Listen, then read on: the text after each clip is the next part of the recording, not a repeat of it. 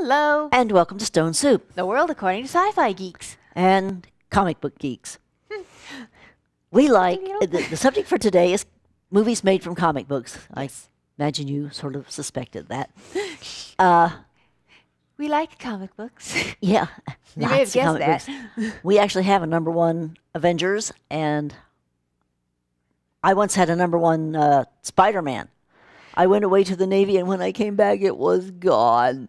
She is one of those genuine cases where they went away, and the mom went, "Well, I don't need these anymore." Chuck. These are just comic books. Yeah, if she'd have known then what we all know now. Yes. Hell, I didn't know it. Anyway, Now, one thing we want to talk about is why some of these movies work so well and others don't work at all. Now, the last 10 years especially, there has been a boom of comic book movies, which, of course, you all must have noticed unless you're hiding under a rock somewhere. The last 20 years had several comic book movies. But especially in the last 10, as, you know, special effects have finally caught up to the kind of things that are supposed to be happening in the comics. One thing I've noticed critics talking about is all those sequels.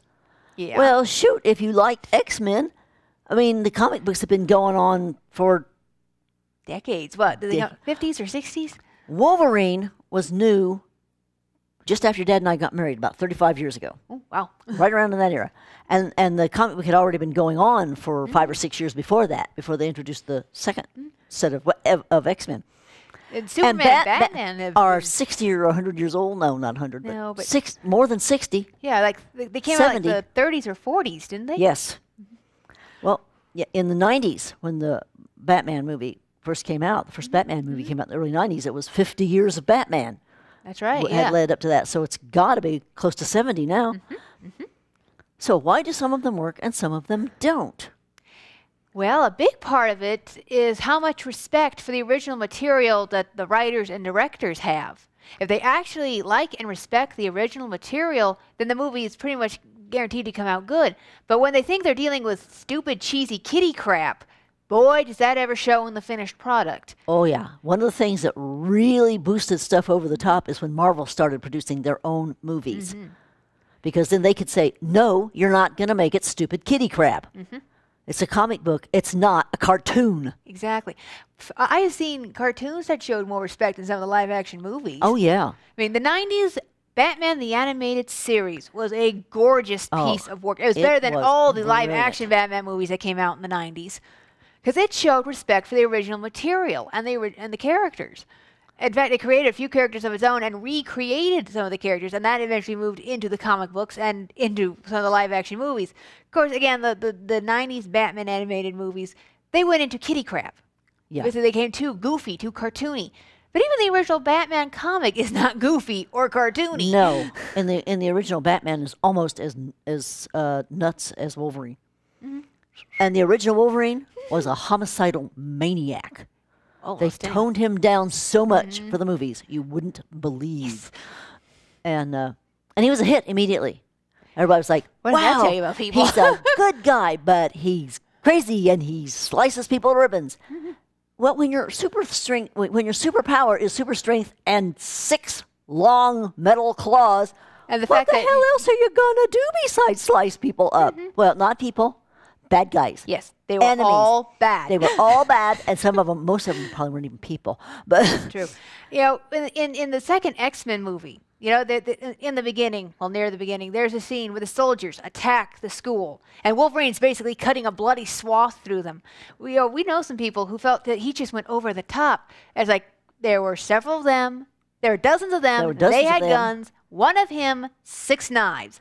And they were after his children. What exactly he may not have been their father, but they were his children for that night. They were placed in his care. They were placed in his care. It was his responsibility, and they were children. You can't go over the top protecting children.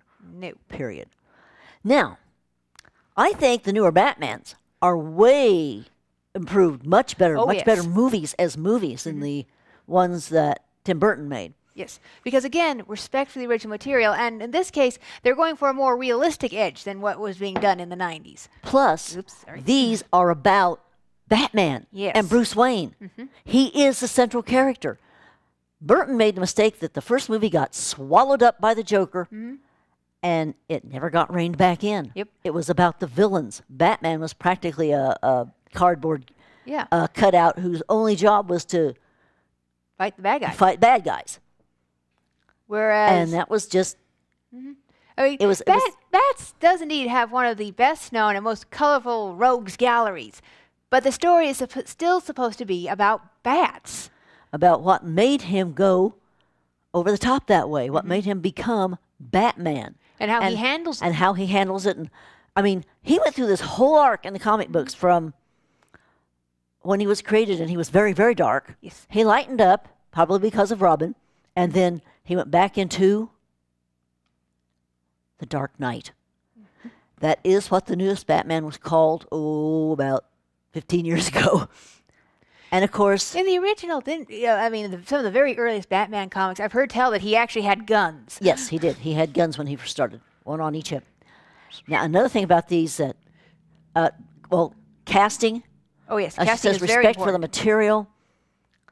And again, with the Batmans, they've gone for something that looks as realistic as possible within the context. And so, of course, you have the Joker. Yep. Who isn't somebody who got dipped in a vat of acid that made him crazy. And he's just crazy. They don't Yep. know why he's crazy because they don't know enough about him to know why he's crazy. But he's he may crazy. not know anymore. Yeah, been a long time coming. And, instead of bleaching out the skin and all that, he just wears this sloppy grease paint. He has these big scars. He has what's known as actually called a Glasgow smile, as I understand. A what smile? Glasgow. Oh, okay. Apparently that kind of attack was common in that area for a while. How unpleasant would that be? I mean, scary thought. But still, yeah.